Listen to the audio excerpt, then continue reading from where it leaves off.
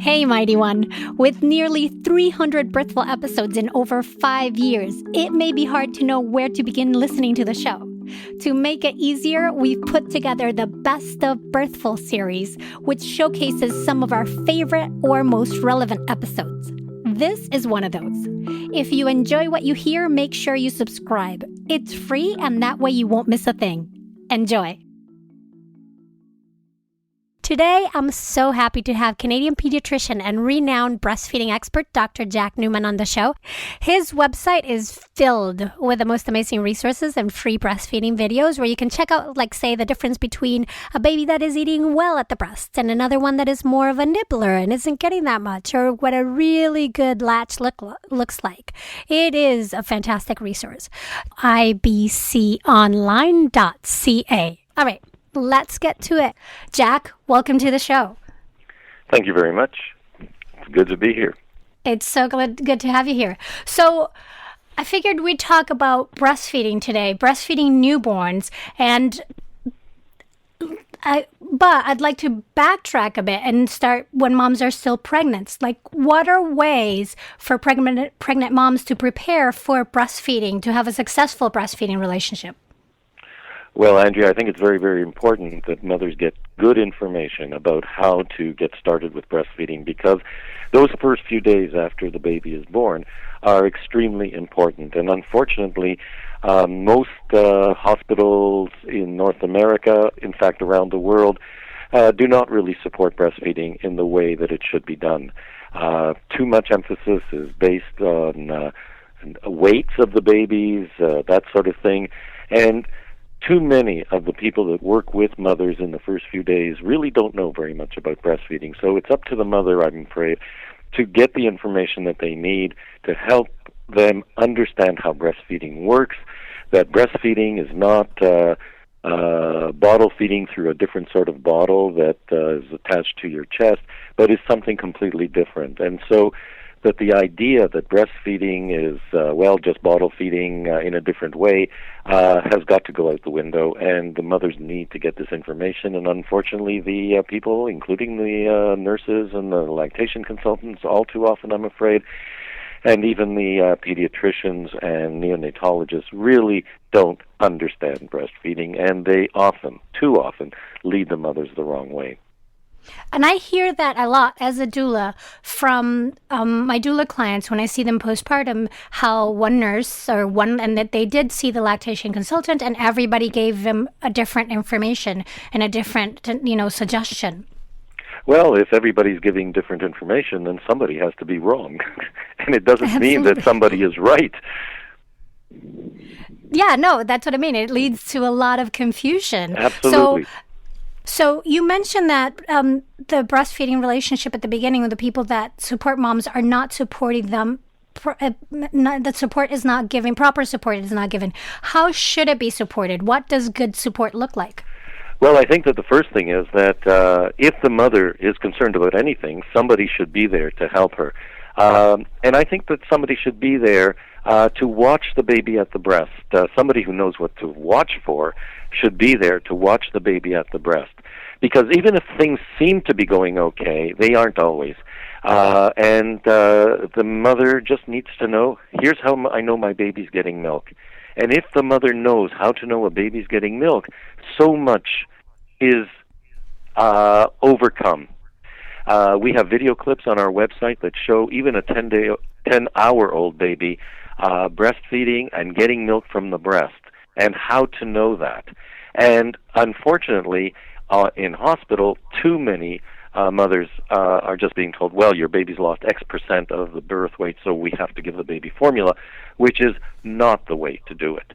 One needs to be watched. If a mother has any sort of problem, if a mother has sore nipples, somebody should be there helping her with the way the baby is latching on, because breastfeeding should not hurt. So a mother needs help, and then she needs help right away. And the red light is, I'm sore, the baby is spending hours on the breast, the baby is always crying every time I take the baby off the breast. And if that happens even within a few hours after birth, that should be looked into by somebody who knows what they're doing. one of the most important things that needs to be done in the immediate postpartum period, immediately after the baby is born, that baby should be dried and put onto the mother's abdomen, skin to skin, and the baby should be allowed to crawl up to the breast and latch on all by itself. And if that happens, and it won't always happen, that's true, because so many mothers get medications during the labor and birth and so on. But if that baby crawls up to the breast and latches on all by himself, there's chances are that there will be no problems with the breastfeeding from then on. And this is something that is miraculous, to watch a baby crawl up to the breast and latch on all by himself. This is something that no mother should be prevented from seeing, because it's amazing.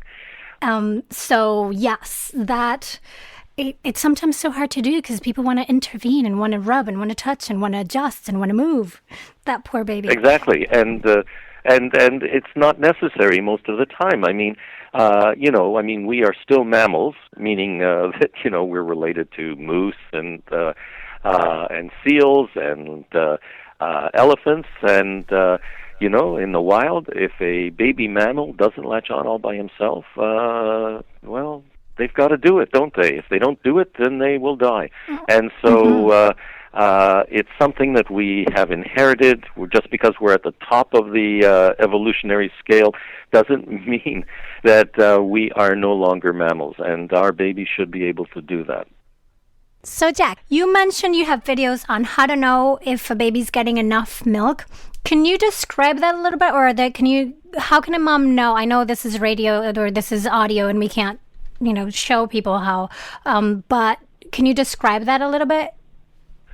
Well, okay. I mean, it's actually, once you've seen it, then it's obvious, and that's why we put on our videos on our website. The first video actually shows a 1-month-old baby who is drinking very well, and that's the name of that video, is drinking very well, or very good drinking, or something like that.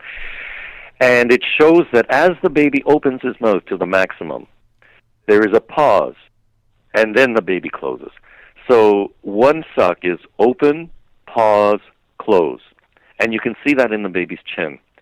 And once the mother knows that, she can figure out what it looks like when the baby is, say, only, 5 hours old, say.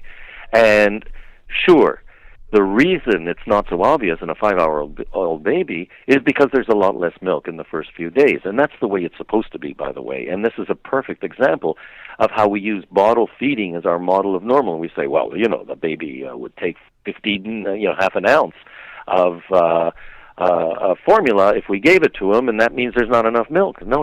We are overfeeding babies in the first few days because we think that they need it, but they don't. What they need is to be at the breast and bring in that milk.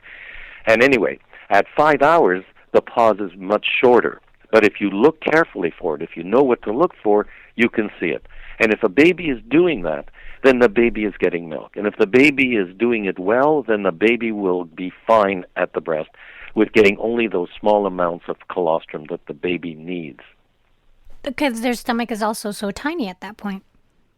Well, we don't know exactly why nature made it so that, there's very little milk in the first few days. But that's fine. I mean, let's trust nature. Let's trust our bodies. And, not go the way of, we can do it better because we're smarter. Oh, we're absolutely. Smarter than nature. Yeah, no. We meddle with it way too much.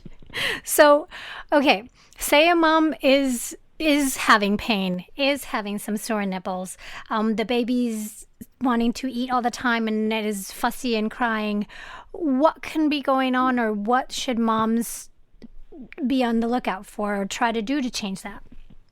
Okay, well, the first thing is that the baby is probably not getting a good latch.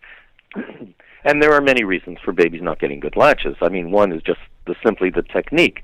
What happened in the old days? I mean, mothers don't have to latch on babies the way we teach it. And by the way, we teach it differently than most other lactation consultants, most other people. And I think our approach works better much of the time. I wouldn't say all the time, but I would say much of the time. And you can see that technique on our website again. But the thing is that if the baby has a tongue tie, for example, and there are lots of babies that have tongue ties, then the babies will, cause the mother pain, and the babies won't get milk well from the breast. Once the milk comes in and the milk is abundant, then it's just the baby doesn't have to have a good latch, although the mother may still have sore nipples. But lots of mothers have breastfed babies with latches that I call suboptimal, and they still do okay, because most mothers, if everything goes the way it should, most mothers, the vast majority of mothers, will produce all the milk the baby needs. Most of the causes of not enough milk are not due to the fact that the mother is not able to produce enough milk, but due to the fact that we mess her up, give her bad advice, teach her stuff that she shouldn't, really listen to. So, for example, nipple shields. I mean, I hate nipple shields. I know that people think that it saved their breastfeeding in some situations, but to tell you the truth, there's nothing that a nipple shield does that good technique and good help won't do. And that's why I feel that the nipple shields should actually be banned. I think they're a dangerous product because many babies end up failing to thrive because the babies who are on a nipple shield don't latch on properly, they don't get milk well, and they end up with the mother not getting enough milk. Mm-hmm. It affects the relationship. I think I went off on another tangent there. But I gotta tell you, I love your tangents because you give us so much information in them and bring up these things, because nipple shield, yes. So that's something I see often, and it's like the go-to solution almost. It's the easy go-to fix. Here, have a nipple shield and this will work. And then moms have to have this thing that's in the middle of their relationship that they have to figure out how to deal with it or get rid of it, and it's another obstacle. It is another obstacle, and the problem with it is because it decreases the milk that the baby gets, it makes it even harder to get the baby off that nipple shield. And as I say, there's no reason that I have ever run across where a nipple shield is the best answer. If we can get in there and help the mother with the latching on of the baby, if we can help the mother deal with sore nipples, whatever the cause, then we can get rid of those nipple shields. And even some of the biggest advocates of nipple shields will say that nipple shields, for example, are not the answer for sore nipples. So, and you've mentioned a couple of times the birth weight. So can we talk a little bit about this obsession with birth weight? What is actually normal and what should be expected? Because there is, an obsession with your baby's lost 2 ounces, you've gained 2 ounces, you lost it again. That just gives moms lots of guilt and worry. Well, exactly. I think the problem is that basing, especially if we're talking about the first few days, basing the adequacy of breastfeeding on the baby's weight loss is completely useless and wrong and causes mothers problems. The vast majority of women, we have to admit, in North America deliver babies in hospital, and the vast majority of those mothers also receive lots of IV fluids during the labor and birth. And what that means is that the mothers are born are giving birth, and they end up being overhydrated, right? Mothers often have big swollen ankles, big swollen fingers, and they also have extra fluid on board because of all that fluid. And the baby also got a lot of fluid, so he's born extra heavy. And when he's born, he pees out that extra fluid, and of course then he loses weight. And so basing the adequacy of breastfeeding strictly on the baby's weight loss is already a hazardous thing to do, because those babies are losing weight simply because they're peeing. And there are other issues as well. And one of those issues is that the baby is born usually in a delivery room where there's one scale, and then they go to postpartum where there's another scale. And the problem there is that when you weigh babies on 2 different scales, it's not accurate. You cannot compare 2 different scales. So that, for example, we have over our scale in our breastfeeding clinic, we have a photo of a baby who was weighed on one scale and weighed on another scale within a minute, and there's 12 ounces difference between those two scales. And we have to remember that the scale is not the word of God. It's made by men and women, and it's not always accurate, and it often hasn't been calibrated properly or hasn't recently been calibrated. But on top of that, we have the problem of the mother being overhydrated. So not only are her ankles often swollen and her fingers often swollen, but so are her nipples and areolas. And so the baby has difficulty latching on. So there may actually be a problem. It's not just a problem of the scale or the fact that the mother's gotten so much fluid and therefore the baby pees it off. I mean, there is also the problem that the baby may not be latching on well, and so the mother gets sore nipples, or the baby refuses to latch on, or the baby latches on in such a way that not only does the mother have sore nipples, but the baby's not getting the colostrum. And so we really, really have to do something. And I think the answer is that we need to avoid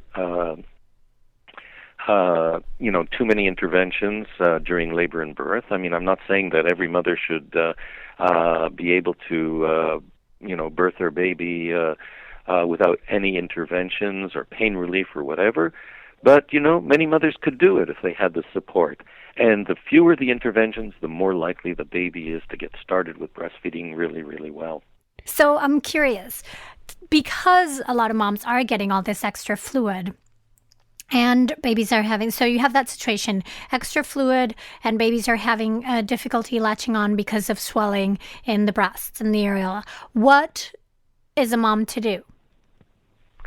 Well, it's the first thing is to, if she does not feel, if she's got the information, she knows when a baby is well latched on and when the baby is actually getting milk from the breast, and she feels that's not happening, she should be able to get help from the staff on the postpartum ward.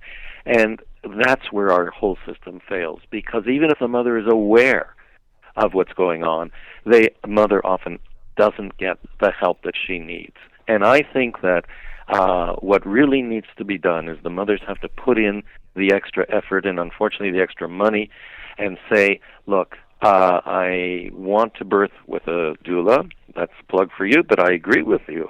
And also with somebody who really knows about breastfeeding, and that does not come from hospital staff. Even lactation consultants in hospitals sometimes are sort of stymied by the policies that the pediatricians, who know nothing about breastfeeding, and other staff who often don't know much about breastfeeding, they put these policies in place, and the lactation consultant, even if she really knows what she's doing, which I have to say is not a lot of the time, but even if she knows what she's doing, she's stymied by these policies that say, oh, the baby lost 10% of his birth weight, we have to supplement. And so she goes out on a limb to help that mother, because she can't, because now she's got to give the baby formula, and that's according to the policy. So if I were a woman who felt that she had to deliver a baby in hospital, I would hire a doula and I would hire a lactation consultant who really knows what they're doing. The question, of course, is how do you know they know what they're doing? It's a very, very difficult problem to know. What, not, I guess not specific to weight, but what makes you alarmed? Like what, not just 10% weight loss, but what makes you think, hey, we do have a real big problem here that needs to be addressed? Well, again, I watch the baby at the breast. I help the mother with the latching on, and sometimes the hands-on. I don't I don't sort of do it at the end of the table or the bed. And I do that. And if the baby still is not drinking well, if the mother is still having pain, then we have to go to the next step, which is maybe we do have to supplement the baby. But we do not supplement the babies with bottles or cups or finger feedings unless the baby does not latch on. If the baby is latching on and the baby really, in my opinion, needs to be supplemented, then we will do it. And we will do it with a tube at the breast, with what I call a lactation aid. It's done at the breast. And It allows the baby to stay at the breast, to continue breastfeeding and get milk from the breast, but at the same time the baby gets supplemented. And in the first few days, most babies, the vast majority of babies, do not need formula supplementation. What they need is just a little bit of extra fluid. And that extra fluid, can be just plain glucose water. I know, people say that can't be done, but I'm telling you it can be done. And it's been done since, it's been done for years before, about 20 years ago, when everybody said, it's got to be formula in the first few days. No, it doesn't. 5% glucose water contains nothing that isn't in breast milk, whereas formula contains all sorts of stuff that's not in breast milk, and breast milk, of course, contains lots of stuff that's not in formula. So the tubes, can you describe them a little bit? Well, we have a video on our website too that shows what's called inserting lactation aid, and the tube is you don't see the container that contains. In this case, it does contain formula because the baby is I can't remember. I think is about 4 or 5 weeks old, but it does contain formula. Unfortunately, the mother's been using it for most of the time the baby was born, and so we have a container. It has a supplement. In some cases, it's the sugar water if the baby is under 3 or 4 days of age. It's formula if the mother doesn't have any express milk, or it's her express milk. And in some cases, it's donated breast milk from a human milk for human babies. And so we have the container, and from the container, there's a tube that is a long, flexible tube that enters into the baby's mouth while the baby is on the breast. And I would recommend that people go to our website and see that one that's called Inserting Lactation Aid, because it also shows how to avoid bottles, finger feeding, spoon feeding, cup feeding. Any feeding off the breast is not as good as breastfeeding and supplementing at the breast. So basically, to sort of summarize, if a mom is having any kind of pain and the baby is not latching well, then no matter what kind of advice that mom has gotten, the idea is that she should continue looking for better advice. Absolutely, and the sooner the better. I mean, so what is so discouraging for us when we are at the clinic is that we see so many mothers who are coming in for the first time to see us, 6 weeks after the baby is born, or even longer than that. I mean, I believe very strongly. I mean, a lot of these mothers get a lot better. I mean, the pain goes away. We manage to fix the insufficient milk supply and all the rest of the stuff that they're coming in for. But boy, it would have been so much easier if we had seen them when the baby was 5 or 6 days old instead of 6 weeks or 8 weeks or 10 weeks old. Mm-hmm. Because then the problem has snowballed from maybe like a bad latch to bad latch with milk supply problems and transfer problems, and would you say? Exactly. Yeah. So moms need to get there in quick and know that their intuition, if it shouldn't hurt, and if it's hurting, then keep at it. Keep working instead of just, the doctor just said, I need to supplement. Yeah, just tough it out. Yeah, you just tough it out. I mean, it's, and I have to say that, if pediatricians are honest, they will admit that they learned absolutely nothing about breastfeeding in their entire training. Most pediatricians wouldn't know a good latch if they fell over it. They wouldn't know if a baby's getting milk, and they often don't even want to know. And many pediatricians and family doctors. I'm talking about everybody, obstetricians as well, get most of their infant feeding information from formula companies. Mm-hmm. And that's what makes it the normal. That's what makes it the normal, and that's what makes it so wrong. Because feeding a baby formula in a bottle is nothing like breastfeeding. And I don't care how many people are going to write in and say, Dr. Newman is anti-bottle. Yes, I am actually anti-bottle.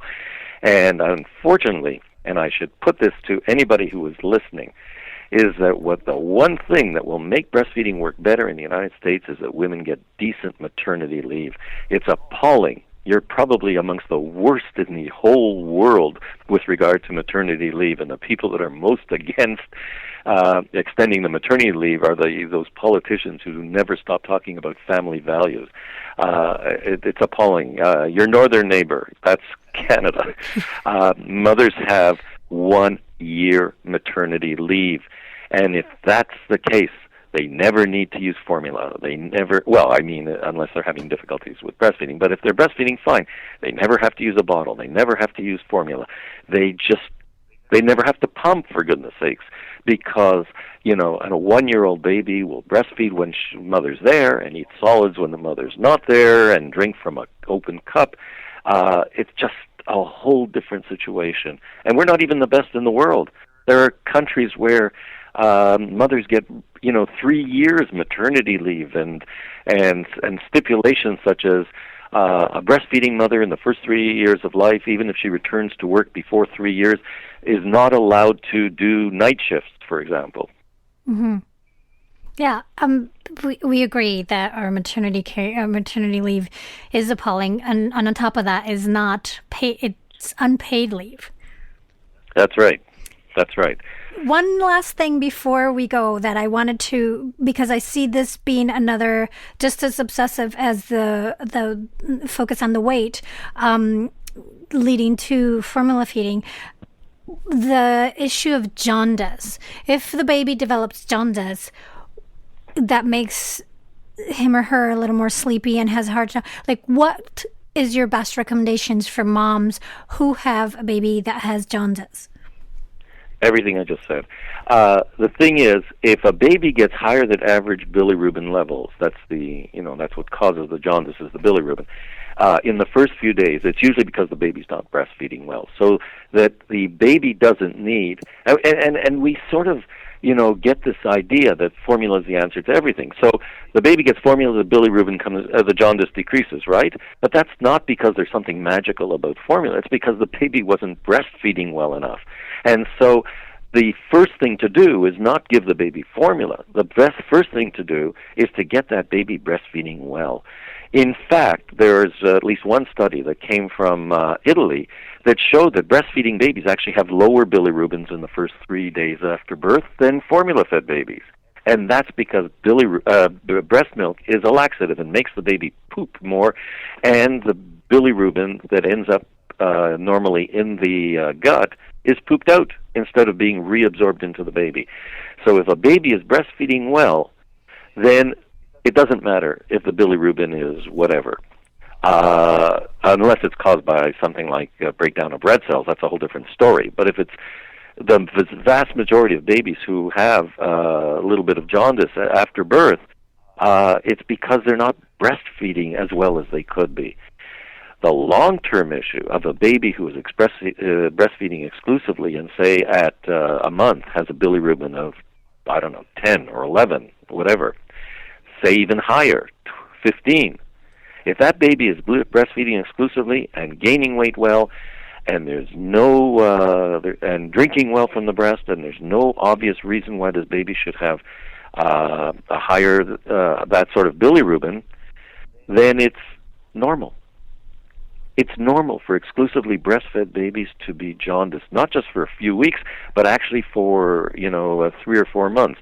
We have to make sure there's no liver disease. We have to make sure that the baby's not hemolyzing, that is breaking down red cells, but it's normal to be jaundiced. And we know now that bilirubin is an antioxidant.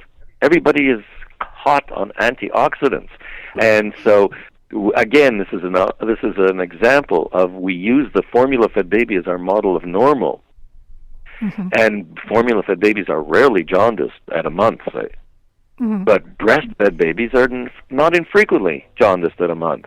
So who's the normal baby? The normal baby is the one that's drinking what normal babies are supposed to be drinking, and that is breast milk. Mm-hmm. Thank you, Jack, so much for being on the show today. This has been great. Thank you, Adriana. You've been listening to a Best of Birthful episode, and there are many more where this came from. Look for episodes with the words Best of Birthful in the title to continue your deep dive to inform your intuition. You can find the in-depth show notes for this episode at birthful.com. You can also connect with us directly on Instagram. We're at Birthful Podcast. Birthful was created by me, Adriana Lozada, and is a production of Lantigua, Williams & Co. The show's senior producer is Paulina Velasco. Virginia Lora is the managing producer. Cedric Wilson is our lead producer. Thank you for listening to and sharing Birthful. Be sure to subscribe on Apple Podcasts, Amazon Music, Spotify, and everywhere you listen. Listen every week for more ways to inform your intuition.